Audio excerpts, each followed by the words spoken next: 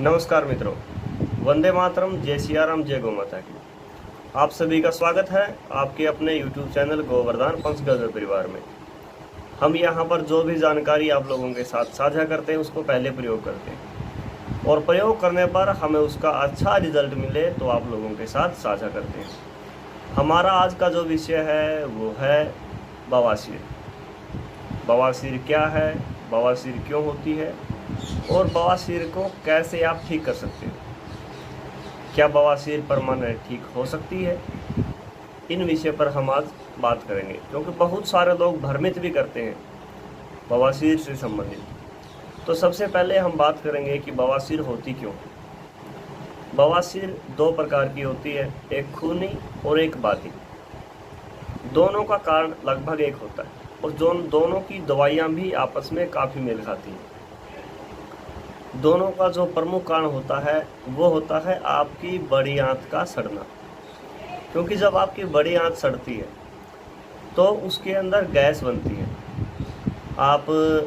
आपके आसपास कोई डब्बा ले लो, उसके अंदर कचरा इकट्ठा करो और उसको डाल दो और उसको ऊपर से बंद कर दो या ढक के रख दो और कुछ दिन, 2-4 दिन वो पड़ा रहेगा, सड़ना शुरू हो जाएगा। आप आज उसको देखोगे तो आपको थोड़ी हल्की हल्की स्मेल आएगी, कल देखोगे थोड़ी ज़्यादा आएगी, परसों और ज़्यादा आएगी। एक दिन ऐसा आएगा कि उसके अंदर कीड़े पड़ जाएंगे और काफ़ी बदबू हो जाएगी उसके आसपास भी। तो ऐसे ही हमारा जो पेट होता है उसके अंदर 8 प्रकार के कोष्ठ होते हैं, घर होते हैं। तो बड़ी आंत जो होती है वो हमारे कचरे को भंडारण करने का सबसे बड़ा कोष्ठ होता है। वो सामान्य स्तर पे लगभग 1.5 किलो तक जो है अंदर समाहित कर सकता है।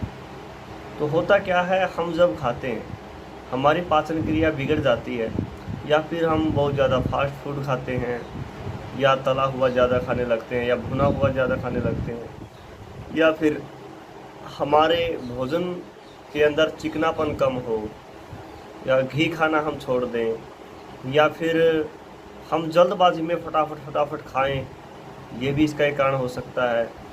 या फिर जो हमारा भोजन है, जो हमारा आहार है वो ज़्यादा से ज़्यादा खुश्क हो। ये सब होने से जो हमने खाया है वो धीरे धीरे जाके बड़ी आंत के जो है चारों ओर चिपकना शुरू हो जाता है। मान लो आपका पेट भी साफ़ अच्छे से होता है, आप कहोगे कि नहीं मुझे बवासीर है पर मेरा पेट तो अच्छे से साफ़ होता है। पेट आपका साफ़ होता है पर अच्छे से नहीं होता, क्योंकि जो बड़ी आंत है उसके चारों ओर गंदगी जो है चिपक जाती है और वो चिपकी हुई गंदगी जब हवा बनाती है तो बवासीर के लक्षण उभर सकते हैं, आपको उभरना शुरू हो जाते हैं और भी काफ़ी रोग हो सकते हैं। लेकिन हमारा आज का जो केंद्र बिंदु है वो बवासीर है। उससे क्या होगा, आपका जो गुदा द्वार है, जो मल द्वार है, जहाँ से आप मल त्याग करते हो, उसके आसपास छोटी छोटी फुंसियाँ होने लगती हैं। और वो फुंसियाँ कुछ तो ऐसी होती हैं कि वो सिर्फ फूलती हैं और जब आप लैट्रिन करोगे तो आपको काफ़ी दर्द का सामना करना पड़ता है। और कुछ फुंसियाँ ऐसी होती हैं कि वो अंदर की तरफ होती हैं और वो जब फूटती हैं तो उनमें से रक्त का बहाव होता है, खून निकलता है। मान लो आपको ये समस्या हुई है, आप लैट्रिन में गए हो और वहाँ पर आप जैसे ही मल त्याग करने की इच्छा होगी, थोड़ा दर्द होगा और खून पहले आएगा, मल बाद में आएगा। तो ये लक्षण है इसके विशेषकर। तो हुई क्यों है, आपको पता लग गया कि सबसे ज़रूरी जो है आपका पेट है। आपकी बड़ी आंत में सड़न हुई और बड़ी आंत में सड़न की वजह से आपको खूनी और बादी दो प्रकार की जो है बवासीर का सामना करना पड़ा। सामान्य तौर पर जो हवा बन के सिर्फ हवा तक बात सीमित रह गई तो आपको बादी होगी, बाय वाली बोलते हैं जिसको। और अगर हवा ने जाके अग्नि को छेड़ दिया, पित्त को छेड़ दिया, क्योंकि आपको पता होगा कि आयुर्वेद में पित्त और कफ को पंगु माना गया है, वो अपने आप कहीं नहीं जाते, उनको वायु ही लेके जाती है। और अगर हवा ज़्यादा बनी और उस हवा ने जाके, मान लो यहाँ पर अग्नि जल रही है और वहाँ से हवा आएगी, तो ऐसे हवा आएगी तो अग्नि के बहाव को आगे लेके जाएगी, मतलब हवा गर्म होके आगे जाएगी। अगर उस वायु ने, उस गैस ने अग्नि को छेड़ दिया तो आपको वो होगी खूनी बवासीर हो सकती है, होगी, बल्कि हो नहीं सकती, होगी, काफ़ी चांस होंगे उसके। तो हमें क्या करना है, सबसे पहले खूनी हो या बादी हो, रोगी को पेट साफ करना है। सबसे पहले पेट साफ होना चाहिए। पेट यदि साफ नहीं है, यदि बड़ी आंत में कचरा जमा है, तो इसी वायु की वजह से आपको बीपी हाई और बीपी लो का भी सामना करना पड़ सकता है। तो सबसे पहले आप पेट साफ करने के लिए त्रिफला लो, गव्य त्रिफला लो, त्रिकटु, वो क्या नाम है, त्रिफले के अंदर इंद्रायण मिलाकर भी आप ले सकते हो।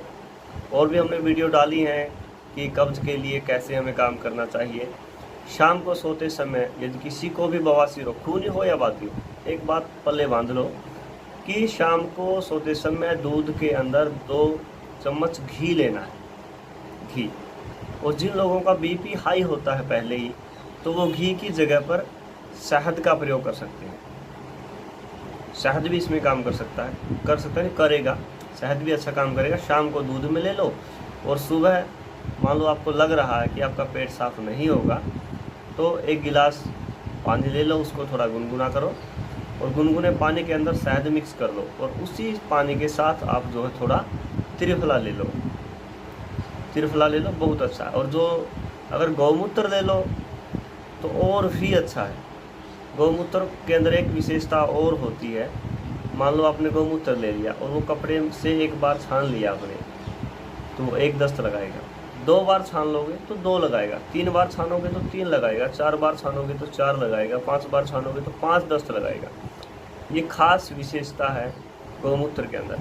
तो लगभग 30 ग्राम गौमूत्र सुबह आप छान के उसको भी ले सकते हो, वो तो सबसे अच्छी दवा है बवासीर की। और एक बात का आपको ध्यान रखना, उन चीज़ों का बिल्कुल भी सेवन नहीं करना जो चीज़ें वायु बढ़ाती हैं, जैसे आलू है, बैंगन है, गोभी है, या सूखे प्रोडक्ट हैं, भुना हुआ कोई प्रोडक्ट है, या तली हुई चीज़ें हैं, और बासी हैं, ब्रेड है, बिस्कुट हैं, पकोड़े हैं, समोसे हैं, बिल्कुल भी नहीं खाने। यहाँ तक हो सके, जहाँ तक हो सके गुड़ भी नहीं खाना, शक्कर भी नहीं खानी। हाँ, तला हुआ यहाँ पर बंद किया है, लेकिन चिकनाहट के लिए घी का प्रयोग आपको करना चाहिए यदि आपको बवासीर है, और साथ में कब्ज तो होगी ही, कब्ज नहीं है तो भी। और यदि किसी को बहुत ज़्यादा खून की समस्या है, तो एक तुक मलंगा आता, तुक मलंगा आप पंसारी के यहाँ से जाके ले आओ। 1 चम्मच तुक मलंगा सुबह और 1 चम्मच शाम को, खाना खाने से लगभग 1 घंटा पहले, या फिर सुबह जिस टाइम आप शहद, पानी में शहद मिलाकर लोगे, या क्या नाम है, गौमूत्र लोगे, उस टाइम भी ले सकते हो, उस टाइम भी अच्छा काम करेगा। तो दोबारा से आपको बता दूं, एक तो पेट साफ रखना है आपको। पेट साफ के लिए आप त्रिफला ले सकते हो, घी ले सकते हो, शहद ले सकते हो, और थोड़ा गर्म पानी का सेवन करो। दूसरा, आपको शाम को दूध लेना है, तो दूध के साथ घी लो। घी नहीं ले सकते तो अरंडी का तेल ले लो, वो भी कब्ज के लिए अच्छा काम करता है। लगभग 20-30 ml अरंडी का तेल दूध या फिर गर्म पानी में, ठीक है। और तुक मलंगा आप 1 चम्मच सुबह 1 चम्मच शाम को ले लो, अच्छा काम करेगा।